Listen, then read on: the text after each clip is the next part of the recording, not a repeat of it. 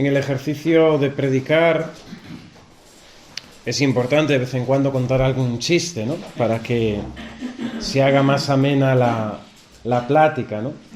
Pero claro, cuando no hay pues ese don, ¿no? de ser simpático y tal, pues hay que llevar incluso los chistes escritos, ¿no? Para meterlos por donde se pueda, ¿no? Y eso contaban, yo creo que una conferencia que escuché yo del padre Mendizábal, jesuita, sobre Cándido Pozo, ¿no? Sobre el padre Cándido Pozo, que el pobre pues no tenía, en ese sentido, tenía mucha doctrina, muy sabio, pero en ese caso no era pues muy simpático, ¿no? Entonces se llevaba los chistes anotados para contarlos en medio de las pláticas para que fuese un poquito más ameno. Bien, continuamos nuestro propósito y estábamos siguiendo la enseñanza de San Pedro Julián Eymar, apóstol de la Eucaristía, sacerdote francés, para prepararnos y ahora, en esta mañana, para considerar la acción de gracias después de la Santa Misa. Quizás lo tengo al final, pero vale la pena leerlo al principio para ver cómo la Santa Teresa de Jesús está espantada, ¿no?, de la falta de devoción, de piedad que tenemos los cristianos al recibir al Señor en la Eucaristía. Ella lo comenta en el Camino de Perfección cuando hace el comentario al Padre Nuestro. Si recordáis, fue el tema que tratamos todo el año pasado en el retiro de Adviento. Esos capítulos, a partir del 30 y tantos, hasta el final del libro, acerca del comentario que ella hace del Padre Nuestro, ¿no? Un comentario único de Santa Teresa que vale la pena leer y releer. Aquellos pues que hemos meditado el año pasado con él este retiro de Adviento, vale la pena volver a las notas, volver al libro de la Santa, porque pues tiene mucha enjundia, ¿no? Dice Santa Teresa en el Camino de Perfección, capítulo 34. Mas si no hacemos caso de él, de Jesús, sino que en recibiéndole nos vamos de con él a buscar otras cosas más bajas, ¿qué ha de hacer? ¿Hanos de traer por fuerza que le veamos que se nos quiere dar a conocer? No, que no le trataron tan bien cuando se dejó ver a todos al descubierto. Y les decía claro quién era, que muy pocos fueron los que le creyeron. Si el Señor, cuando nosotros le recibimos, inmediatamente nos vamos a buscar las cosas del mundo, las cosas de nuestros propios intereses, pues lógicamente el Señor no se va a mostrar, no se va a hacer ver, ¿no? Que dice la Santa con esa gracia que tiene, ¿no?, que ya le fue muy mal cuando se hizo ver de los suyos, ¿no? Cuando en carne mortal estuvo con nosotros, se mostró a través de los milagros y muchos no creyeron en él.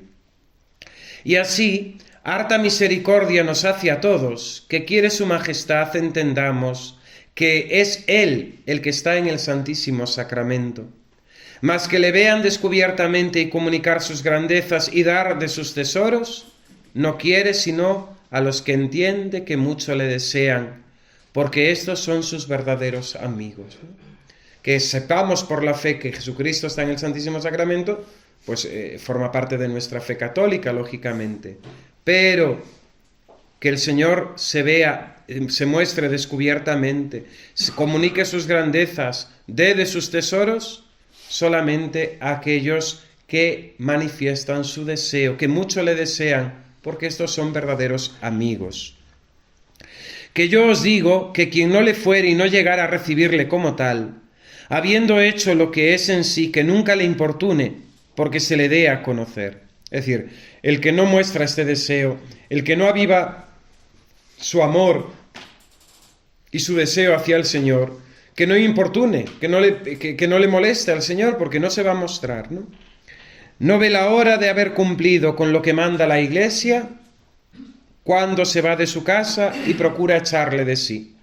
Así que este tal, con otros negocios y ocupaciones y embarazos del mundo, parece que lo más presto que puede, se da prisa a que no le ocupe la casa el Señor de él, ¿no?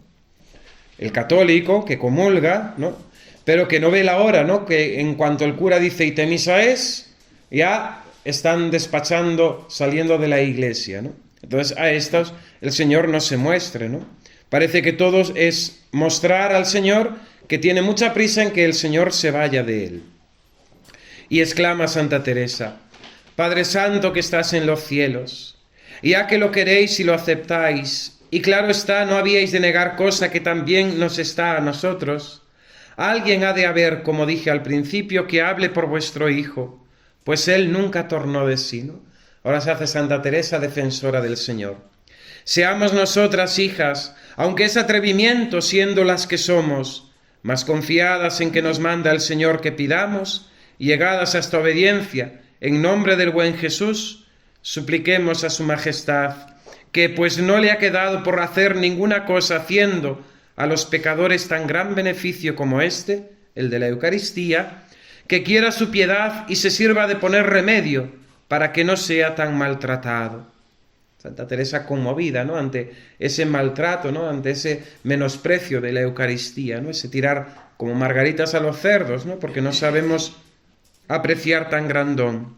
Y que pues su Santo Hijo puso tan buen medio para que en sacrificio le podamos ofrecer muchas veces, que valga tan precioso don, para que no vaya adelante tan grandísimo mal y desacatos como se hacen en los lugares a donde estaba este santísimo sacramento, entre estos luteranos, desechar las iglesias, perdidos tantos sacerdotes, quitados los sacramentos. Pues, ¿qué es esto, mi Señor y mi Dios? O dad fin al mundo, o poned remedio en tan grandísimos males, que no hay corazón que lo sufra, aun de los que somos ruines, ¿no? Suplícoos, Padre eterno, que no lo sufráis ya vos. Atajad este fuego, Señor, que si queréis podéis. Mirad que aún está en el mundo vuestro Hijo. Por su acatamiento cesen cosas tan feas y abominables y sucias. Por su hermosura y limpieza no merece estar en cosa a donde hay cosas semejantes. No lo hagáis por nosotros, Señor, que no lo merecemos. Hacedlo por vuestro Hijo. Pues suplicaros que no está con nosotros, no os lo osamos pedir. ¿Qué sería de nosotros? Que si algo os aplaca es tener aquí tal prenda, la presencia del Señor en la Eucaristía, victimal, oferente, ofreciéndose, ejerciendo su sacerdocio por la humanidad, ¿no? Pues algún medio ha de haber, Señor mío, póngale vuestra majestad. ¿Quién pudiera importunaros mucho y haberos servido mucho para poderos pedir tan gran merced en pago de mis servicios? Pues no dejáis ninguno sin paga. Mas no lo he hecho, Señor. Antes, por ventura, soy yo la que os he enojado de manera que por mis pecados vengan tantos males. Pues qué de hacer, criador mío, sino presentaros este pan sacratísimo, y aunque nos lo disteis, tornárosle a dar y suplicaros, por los méritos de vuestro Hijo, me hagáis esta merced, pues por tantas partes lo tienen merecido.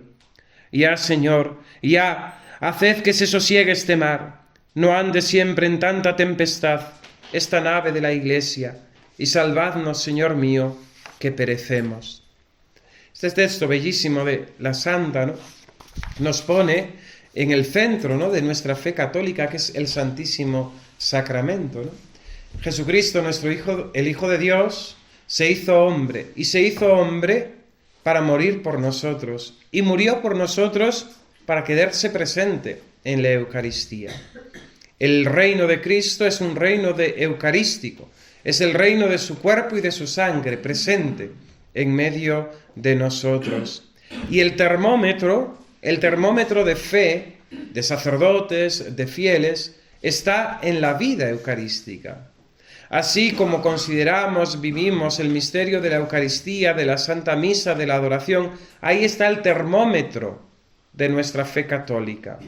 Así como nos disponemos para la Sagrada Comunión, así como damos gracias, así como tratamos al Señor y sus cosas en el culto divino, ahí se muestra la fe.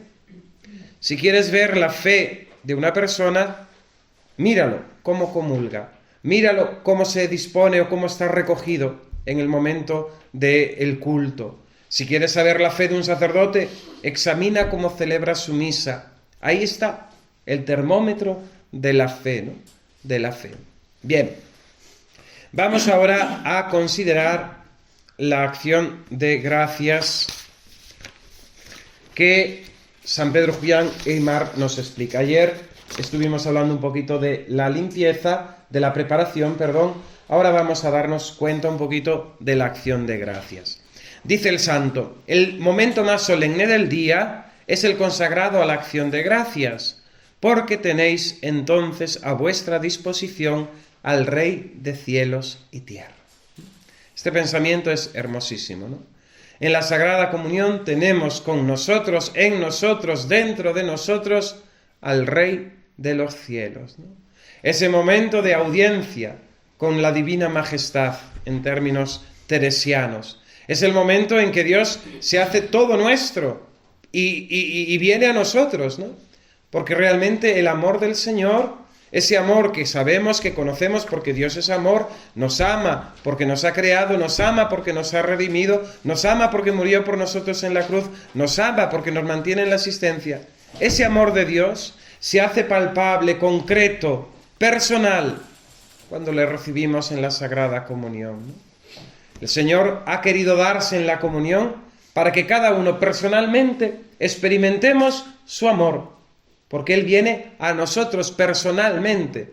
No es que nos ama a todos, sí, nos ama a todos, pero te ama a ti personalmente y te lo muestra viniendo a ti en la Sagrada Comunión. Consagrad, dice el santo, media hora a la acción de gracias. Consagrad, si podéis, media hora a la acción de gracias. Después ya dice, bueno, si no es posible media hora, al menos un cuarto de hora.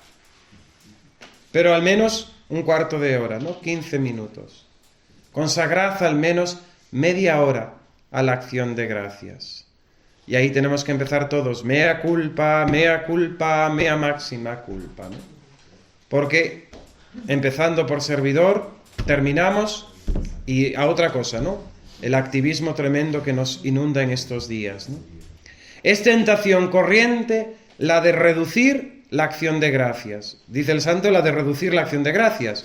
Yo digo, es pecado general no hacer acción de gracias. Porque se termina la misa, sale el sacerdote de la sacristía y allí no queda nadie, ¿no? No queda nadie. Bien. El demonio sabe bien lo que vale la acción de gracias, ¿no? Y el amor propio y la naturaleza temen sus efectos, ¿no? El demonio, lógicamente, le interesa. Dice San Pedro Julián Aymar en otra de sus meditaciones, y me parece pues también muy interesante, ¿no? Que el demonio nunca nos va a echar para atrás, nunca nos va a desalentar cuando nos dedicamos a obras activas de caridad, de apostolado, etcétera, etcétera. Porque estamos entretenidos. ¿Cuándo viene el demonio a tentarnos? Cuando queremos tener tiempo de oración. Entonces viene la pereza, viene el cansancio, viene el desánimo, viene la sequedad. ¿Por qué?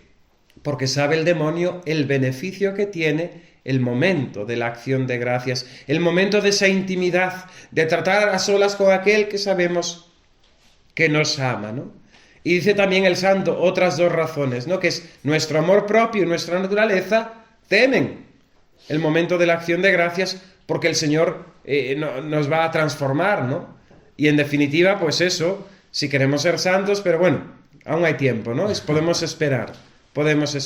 Dice el santo, fijad determinado tiempo para la acción de gracia y nunca le quitéis ni siquiera un minuto sin una razón urgente, ¿no? Cierto que a veces por las circunstancias, pues no siempre, ¿no? Es posible, ¿no? Tener, pues eso, una hora de adoración o media hora, o incluso a veces un cuarto de hora. A veces, pues eso, no tenemos el tiempo justo entre el trabajo para ir a la Santa Misa y tal. Pero tenemos que inventar, reinventar, intentar solucionar toda esa carencia de tiempo que tenemos para que nunca dejemos de hacer la acción de gracias en la Sagrada Comunión. Ayer os decía, ¿no?, que podíamos hacer una preparación, disposición cuando vamos a saber que nos vamos para casa después del trabajo, que allí va a estar mi mujer, o que vamos a visitar a la suegra y ya conocemos a la suegra y ya sabemos cómo es, para que no nos moleste, para que no nos incordie, para que no nos sienta mal, pues podemos aprovechar ese camino, ¿no?, para prepararnos, disponernos, ¿no? Me voy a encontrar con esta persona, tal, ya sé cómo es, no voy a permitir que me haga perder la paz. Pues lo mismo en la Sagrada Comunión, ¿no? Si por alguna razón no disponemos de un tiempo para la acción de gracias y tengo que salir inmediatamente de misa para ir a trabajar, ¿no? Pues ese camino, salvo que trabajes allí mismo en la iglesia, ¿no? Pero ese camino, ¿no? Pues ir recogido, ir en esa acción de gracias, ir en ese espíritu, ¿no?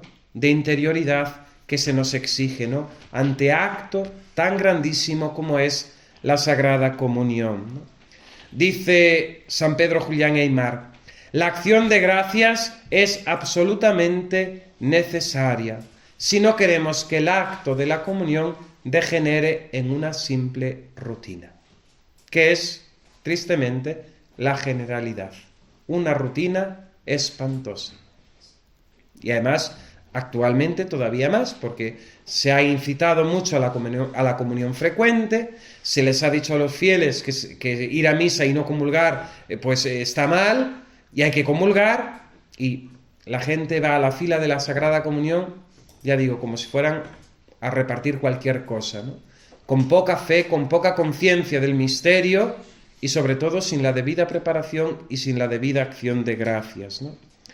Dice San Juan Bautista de la Salle a sus religiosos que desde el tiempo de la acción de gracias después de la comunión es un tiempo de dicha, de tratar cara a cara, de corazón con Jesús, ¿no? El dar las gracias al Señor después de la Sagrada Comunión es poder tratar cara a cara con Dios, de corazón a corazón con Jesús. Ese corazón sacratísimo, vivo en la Eucaristía, viene a nosotros. El tiempo de la acción de gracias es el momento de disfrutar de aquel a quien ha recibido, ¿no? Cuando uno ama, pues no ve la hora, ¿no?, de encontrarse con su amado y de pasar tiempo con él, ¿no? Cuando uno está enamorado de joven, pues eso, y no tiene la oportunidad de ver con frecuencia a su novia o a su novio, pues está deseando, ¿no?, que llegue el fin de semana, que llegue ese puente, para poder encontrarse con él, para poder estar con él, para poder disfrutar de esa amistad, ¿no? Incluso entre amigos, ¿no? Cuando uno siente ese amor verdadero, ¿no? Esto, pues muchas veces no lo vivimos así con la Eucaristía, no lo vivimos así con el Señor, ¿no? Y es el momento de disfrutar con aquel que hemos recibido, ¿no? Dice el santo: entendedlo bien, no se trata de satisfacer un egoísmo espiritual o una sensualidad más o menos mística, ¿no? Siempre, pues hay gente que es así de la cabeza ladeada, ¿no?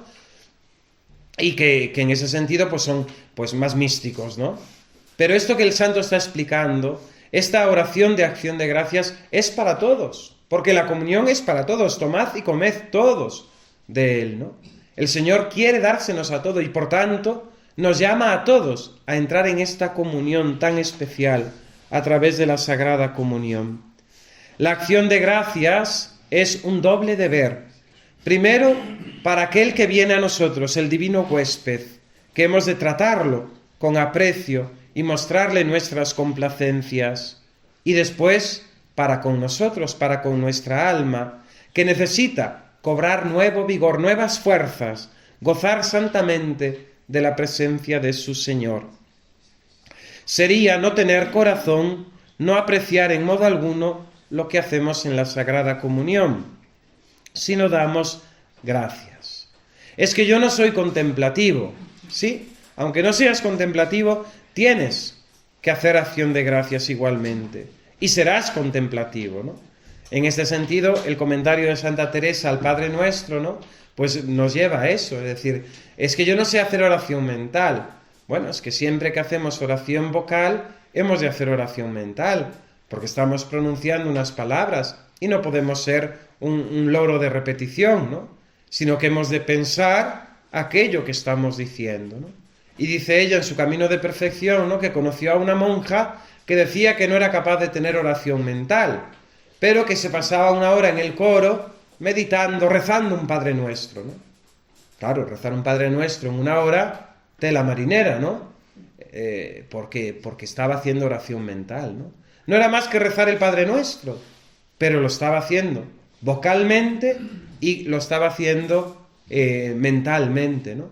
Y de ahí se va a la oración contemplativa, ¿no? Bien. He aquí algunos consejos para la acción de gracias. En primer lugar, el santo nos invita al recogimiento, al silencio, a la contemplación silenciosa que escucha, ¿no?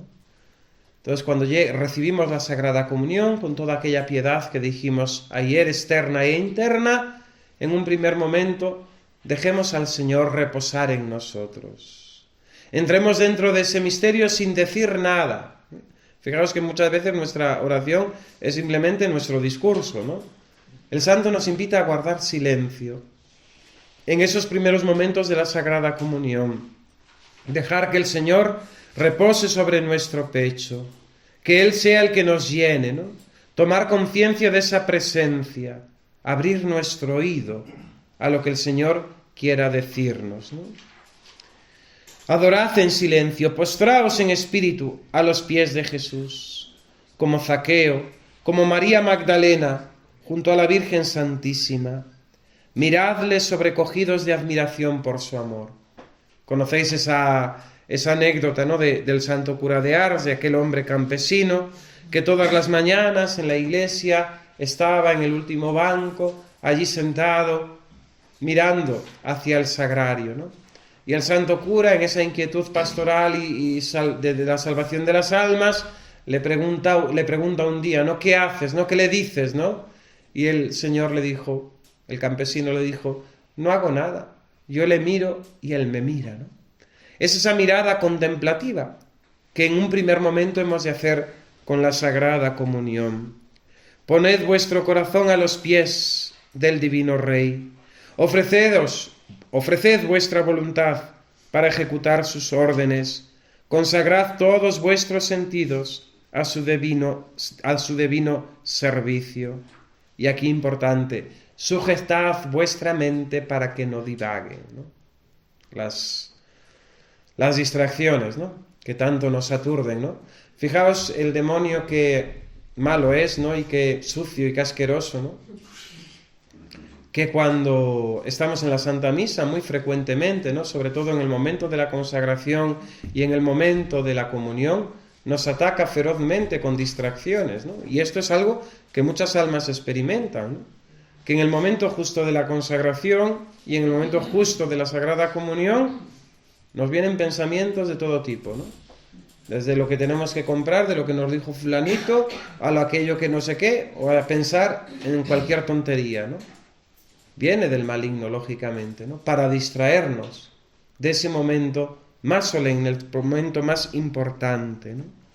En segundo lugar, después de este silencio contemplativo, de este acogimiento del Rey de los cielos que viene a nuestro pecho, hemos de empezar nuestro acto de agradecimiento, ¿no? Y el santo, igual que nos invitaba a hacerlo la preparación con los 4 fines de la misa, nos invita también a hacer esta acción de gracias con los 4 fines de la misa, ¿no? En primer lugar, adorando al Señor, ¿no?, y ofreciendo su mismo cuerpo y su misma sangre.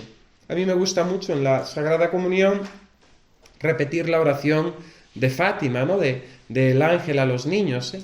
Dios mío, yo creo, adoro, espero y os amo. Os pido perdón por los que no creen, no adoran y no esperan, nos aman. Santísima Trinidad, Padre, Hijo y Espíritu Santo, ¿no? Es una oración bellísima, ¿no?, y que nos ayuda también a entrar dentro de esos actos de fe, de esperanza, de adoración, de caridad, ¿no?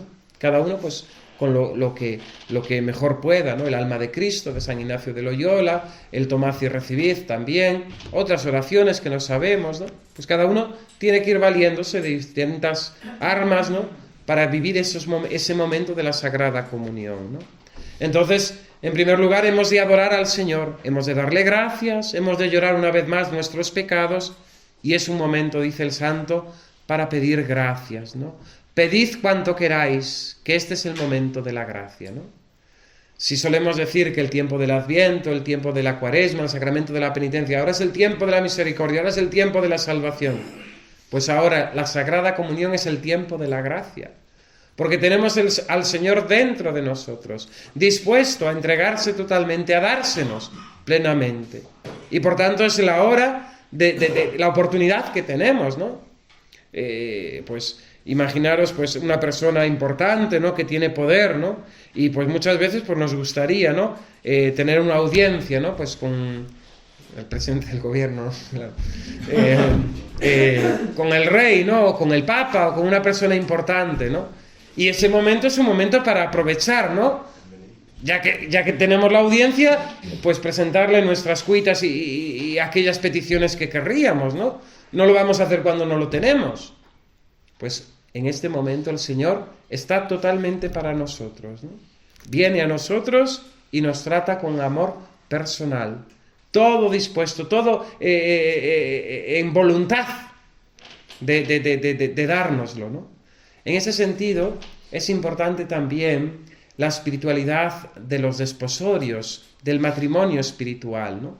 Sin llegar al grado, lógicamente, de la mística de Santa Teresa, ¿no? Como un grado de perfección en la mística, pero sí el concepto de esposo-esposa, ¿no? Que a los hombres, sobre todo a las mujeres, pues les gusta más, pero a los hombres nos cuesta mucho, ¿no? Llamar a Cristo esposo, ¿no? Pero realmente Cristo es esposo de nuestra alma, ¿no? Y en ese momento nuestra alma es la esposa de Jesucristo, ¿no? A la que Él se entrega, ¿no?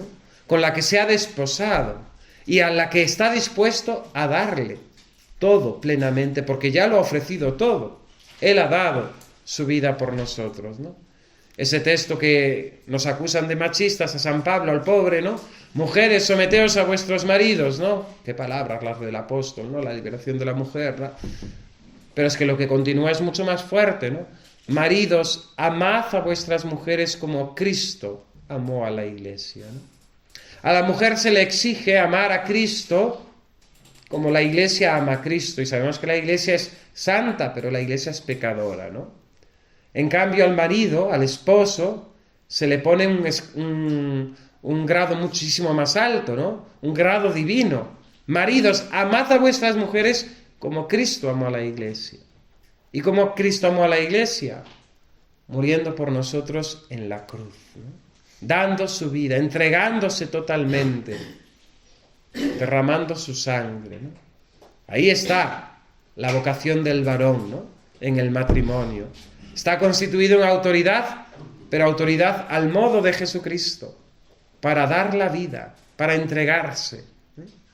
Las claves son importantes, ¿no? Pedid cuanto queráis. Es el momento de la gracia, ¿no? Y ahí, en esa acción de gracias, movido por estos 4 movimientos: adoración, fin eucarístico, acción de gracias, petición de perdón, sobre todo en el momento de la petición, que vuestro corazón se ensanche, ¿no? No solamente mirando para vosotros mismos, como la mujer encorvada, ¿no? Del Evangelio, ¿no? Sino teniendo esa mirada universal de la Iglesia, ¿no? Por el mundo, por la paz, por el cese de las guerras, por aquellos que pasan necesidad, por la Iglesia, por el romano pontífice, por los obispos, por los sacerdotes, por las almas consagradas, por todos los bautizados, por las familias, por los enfermos, por los que sufren, que tenemos para pedir, ¿no? Había un hermano de La Salle, muy simpático, porque Dios a los sacerdotes nos da una psicología muy particular, ¿no? Y a todos los consagrados, ¿no? Creo que somos los especímenes más extraños que puedan existir sobre la tierra, ¿no? Entonces, cada uno es muy original. Y este hermano de La Salle, pues él quería cumplir bien el tema de la oración, ¿no? Por las personas que le pedían oración. Entonces se había adquirido un rollo de papel de esos que tienen las máquinas registradoras, ¿no? Y ese rollo de papel lo llevaba siempre en su bolsito, ¿no? Entonces, cuando una persona le pedía que rezase por él, anotaba allí, con esas letras minúsculas típicas de fraile, ¿no? El nombre de la persona que le pedía que rezaba, ¿no? Y después, en el momento de oración personal ante el Señor, sacaba aquel rollo, ¿no? Decía: Señor, hoy te voy a pedir por este, y por este, y por este, ¿no? Entonces, con el lápiz, con los ojos cerrados, marcaba la oración de unos y otros, ¿no? Son originalidades de los santos, ¿no? Pues en ese sentido nosotros tenemos que ensanchar también nuestra oración, ¿no? Porque si no, nuestra oración se convierte, pues eso, en una letanía lastimosa de nuestras cuitas, de nuestros problemas, de nuestras necesidades, de nuestros miedos, de nuestros... Bueno, que sí, pero que no somos el centro. Tengamos un corazón más universal, ¿no? Ensanchemos nuestro corazón, ¿no? Que hay muchas cosas, ¿no? Y muchas necesidades, ¿no? No solamente nos miremos a nosotros mismos, ¿no? Es que lo que ¿cómo es? A cada uno le duele lo suyo, ¿no? Sí. Pero hemos de tener también esa capacidad de compasión, ¿no? De compasión. Bien. Dice el santo, el mejor modelo de la acción de gracias es la Virgen Santísima, ¿no? María Santísima es el mejor modelo para recibir a Jesús Eucaristía, cuando ella lo recibió encarnado en su seno, ¿no? Por tanto, en la acción de gracias hemos de unirnos a María Santísima. La oración de ayer, ¿verdad? Yo quisiera, Señor, recibiros con aquella pureza, humildad y devoción con que os recibió vuestra Santísima Madre, ¿no? Nuestra Señora, la Virgen Santísima, dice el santo, en primer lugar, comenzó su adoración reconociendo, anonadándose ante la majestad divina, en el momento en que el ángel le anuncia que va a ser Madre de Dios, que va a concebir por obra y gracia del Espíritu Santo, ¿no? Ella se declara esclava del Señor, ¿no? Entonces, nuestra adoración, nuestra acción de gracias ha de comenzar así, con ese anonadamiento a semejanza de María Santísima, ¿no? Este fue también, dice el santo, el sentimiento de Santa Isabel, cuando la Virgen Santísima la visitó llevando en su seno al Divino Salvador, ¿no? ¿Y qué dice Isabel? ¿Cómo es que la Madre de mi Señor viene a mí, ¿no? Esa misma pregunta nos la podemos hacer nosotros, ¿no? Ante el misterio de la Sagrada Comunión. ¿Cómo es que el Señor viene a mí, ¿no? ¿Cómo? ¿De dónde? ¿De dónde a mí tanta dicha, tanta felicidad, tanta gracia de que Dios venga a visitarme, de que Dios venga en la Sagrada Comunión? El segundo movimiento que hace Nuestra Señora, la Virgen Santísima, para la acción de gracias, es el gozoso agradecimiento por la inefable e infinita bondad del Señor para con los hombres. La gratitud es el corazón del amor, ¿no? La acción de gracias. Fijaos que en esto hemos perdido incluso en lo humano, ¿no? Nos cuesta mucho el tema de, pues eso, la educación básica, ¿no? Decir buenos días, buenas tardes, hola, adiós, gracias, por favor. Pues todo eso es fundamental para las relaciones humanas, pero es también fundamental para nuestra relación con Dios, ¿no? Esa cortesía, esa urbanidad necesaria, ¿no? No vale comportarse de cualquier manera, no vale decir yo soy así, o no vale decir que yo por la mañana me levanto de mal humor. Bueno, pues te levantas de mal humor, tienes que ser educado igualmente, ¿no? Antiguamente en los noviciados le decían a los frailes y a las monjas, ¿no? Si no hay virtud, por lo menos que haya educación, ¿no? Si no hay virtud, por lo menos que haya educación, ¿no? El agradecimiento también se aprende, ¿no? Y estamos, como dice el Papa, ¿no?, instalados en la queja, ¿no? Nos fijamos más bien en la botella medio vacía. Hemos de desinstalarnos de la queja e instalarnos en el agradecimiento, ¿no? Particularmente para con Dios, pero también para con nuestro prójimo, ¿no? La gratitud es el corazón del amor, ¿no? Cuando uno ama, es agradecido, ¿no? Sabe corresponder, sabe dar gracias, sabe sentirse agraciado. Bien, el tercer acto que pronuncia la Virgen Santísima que hace es el de la ofrenda, el don de sí, toda ella al servicio de Dios. Hágase en mí según tu palabra, ¿no? Entonces, podemos estructurarlo y quedarnos a lo mejor con este esquema tan sencillo para recibir al Señor como la Virgen Santísima y hacer nuestra acción de gracias. Primero, anonadamiento, ¿no? ¿Cómo que el Señor viene a mí, ¿no? ¿Cómo será esto, ¿no? ¿Cómo, de qué este don del cielo, ¿no? Segundo, he aquí la esclava del Señor. Esa actitud de humildad, de agradecimiento ante el Señor, ¿no?, que nos ama tanto a nosotros viles criaturas. Y en tercer lugar, fiat mihi secundum verbum tuum. Hágase en mí según tu palabra, nuestra disposición de cumplir su voluntad. Preparar la morada del Señor, nos decía San Bernardo el primer día, consistía en eso, en guardar los mandamientos del Señor, esforzarnos en guardar los mandamientos del Señor y, en segundo lugar, considerar nuestra nada, nuestra miseria, que nada valemos, que nada somos. Bien, el último acto de María sería sin duda la compasión por los hombres pecadores, ofreciéndose a reparar y hacer penitencia en su lugar, ¿no? La Eucaristía, en definitiva, nos une con nuestros hermanos y nos lleva a esa comunión, a esa compasión, a esa misericordia para con nuestros hermanos, ¿no? El fruto verdadero de la comunión, en definitiva, el fruto concreto, es engrandecimiento en nosotros,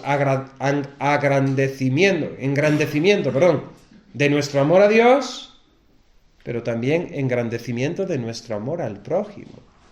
La comunión nos hace exquisitos para con Dios y exquisitos también para con el prójimo. Si realmente comulgamos bien, somos caritativos, somos misericordiosos, somos delicados con nuestro prójimo. Cuando no comulgamos bien, pues eso, somos toscos, ¿no? Bien. En definitiva, manifestad ese deseo de unirse a María para recibir al Señor y como ella, vivir solo para Jesús, presente dentro de mi corazón. Yo quisiera, Señor, recibiros con aquella pureza, humildad y devoción con que os recibió vuestra Santísima Madre. Fijaos, estamos en la novena de la Inmaculada, ¿no? Dios, para habitar entre nosotros, para hacer morada, para su adviento, preparó a su Madre. Podía hacerlo, convenía hacerlo y lo hizo. La hizo inmaculada, sin mancha, santa, ¿no? Fijaos, nuestro Dios, para venir a nosotros, se preparó una digna morada, María Santísima, porque Dios no puede estar en cualquier lugar, ¿no? Nosotros en la Sagrada Comunión nos asimilamos, nos parecemos. De hecho, la comunión es una prolongación de esa encarnación de Dios. Nosotros y la Inmaculada. Nosotros y la Inmaculada. Claro, un abismo terrible, ¿no? Fijaos, el Señor viene a la Eucaristía y la Iglesia en eso ha sido exquisita, ¿no? Esa forma delicada, ¿no? Esa blanca hostia, ¿no? Para hacerse pan, alimento nuestro, ¿no? El Señor quiere almas limpias, almas inmaculadas, como la Inmaculada, como esa blanca hostia donde se hace presente, ¿no? En su cuerpo, su sangre, su alma y su divinidad. Hay que tener también una cierta advertencia, ¿no?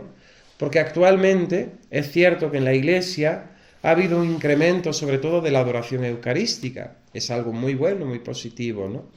Pero a veces, junto con ese aumento de la presencia eucarística, también ha habido un aumento de maltrato, profanación de la Sagrada Eucaristía, ¿no? Porque lo hemos hecho tan cotidiano, tan nuestro, que lo estamos menospreciando, que lo estamos despreciando, ¿no? En ese sentido, la Iglesia, por ejemplo, como la Sagrada Comunión, la exposición mayor en la custodia era algo extraordinario. No era algo que estuviese permitido todos los días. Actualmente sí, pero antiguamente no había eso. Salvo algunos lugares, por ejemplo Lugo, que tenía el privilegio de tener el Santísimo expuesto permanentemente, ¿no? Permanentemente, incluso poder celebrar la misa delante del Santísimo expuesto. Salvo esos privilegios, esas excepciones, la exposición mayor era un privilegio, ¿no? Para caer en la cuenta de ese gran don, ¿no? Y de ese gran misterio, que es Dios hecho Eucaristía. Digo que tenemos que tener una cierta advertencia, un cierto cuidado, para no acabar cayendo en las rutinas, ¿no? Ni cayendo tampoco en la profanación o el desprecio de la Eucaristía, ¿no? Por eso, por ejemplo, la doble genuflexión, el intentar mantenernos de rodillas todo el tiempo que podamos, esa disposición de adoración, de recogimiento. Pero quería advertiros también sobre una cierta concepción eucarística que es un poco errónea, ¿no? Jesús está con nosotros, claro, pero el fruto, la Eucaristía es fruto ¿de qué? Porque el Señor baja de los cielos y se mete allí, se encierra dentro del trozo de pan. Claro, esto puede ser una concepción que lleve a errores, ¿no? Y entonces hacemos de nuestra oración, de nuestra adoración, una alabanza chupiguay. La Eucaristía es fruto de la renovación del sacrificio de Cristo en la cruz. Jesucristo es su cuerpo resucitado en la Eucaristía, porque es el mismo que está en los cielos resucitado, pero ese estado es estado de víctima, porque es estado de haberse ofrecido, de haber renovado su sacrificio en la Santa Misa. No es para hacer una fiesta, ¿no? Los santos en el cielo tienen fiesta, están cantando todo el día, gloria, gloria a Dios, ¿no? Santos, santos del Señor. Pero es el cielo. Aquí en la tierra Jesucristo en la Eucaristía está en estado de víctima, fruto de su sacrificio. Y esto quedó muy bien reflejado, ¿no?, en las palabras del Señor en la consagración. Esto es mi cuerpo entregado por vosotros. Este es el cáliz de mi sangre derramada por vosotros para el perdón de los pecados. El elemento sacrificial, que la misa es un sacrificio, está expresado en las palabras de la consagración. Tomad y comed, tomad y bebed, no consagran. Eso no es la consagración. La consagración es hoc est enim corpus meum. Esto es mi cuerpo. Hic est calis sanguinis mei. Este es el cáliz de mi sangre. Eso es lo que consagra. El tomad y el comed, el tomad y el bebed, forma parte del relato narrativo de la institución eucarística. Y ahí está muy claro lo que el Señor está haciendo, ¿no? Porque está diciendo mi carne. ¿Y la carne dónde se ofrecía? En el sacrificio. ¿Y la sangre qué se ofrecía? En el sacrificio. Por vosotros. Es el por vosotros implica la ofrenda, la propiciación que Cristo hace por cada uno de nosotros, por los hombres, para el perdón de los pecados. Es un sacrificio expiatorio. Es un verdadero sacrificio. Y esto tristemente, pues hoy se confunde. ¿La Eucaristía es banquete? ¿La Eucaristía es comunión? Claro que sí. Porque el Señor quiso quedarse en la Eucaristía para que lo recibamos. Pero la Eucaristía, la Santa Misa, es la renovación incruenta del sacrificio de Cristo en la cruz, mediante su sacerdote, para el perdón de nuestros pecados, bajo los velos, las apariencias del pan y del vino. Pero lo que define la Eucaristía, lo que define la Santa Misa es renovación incruenta del sacrificio de la cruz bajo las apariencias sacramentales del pan y del vino, que ya no son pan ni vino, sino que son el cuerpo y la sangre del Señor. Permanecen las apariencias, pero no hay sustancia de pan ni sustancia de vino. Hay apariencias, color, forma, pero no hay sustancia ni de pan ni de vino. La sustancia es el cuerpo y la sangre del Señor, su alma, su divinidad, real, verdadera, sustancialmente. ¿Cuántos hoy católicos saben lo que es la misa, ¿no? Entonces no hay conflicto entre saber que la Eucaristía es el banquete que el Señor ha preparado, las bodas regias, ¿no? Las bodas regias a las que somos invitados, pero atención, que esas bodas, que ese banquete, que esa comida es una comida sacrificial, es un ritual sagrado. Forma parte del sacrificio. Así era en el templo de Jerusalén, establecido por Dios en el Antiguo Testamento. Los sacrificios de comunión, donde parte era ofrecida a Dios, donde parte era comida por el sacerdote que ofrecía el sacrificio y donde parte se le daba también a los fieles, ¿no? Participando de ese sacrificio. Porque en definitiva la vida cristiana es incorporarnos a Cristo por su muerte y resurrección, ¿no? Y eso se hace, se aumenta, se vivifica en la Sagrada Comunión, ¿no? Bueno, pues quedémonos con esto, ¿no? La importancia de la acción de gracias.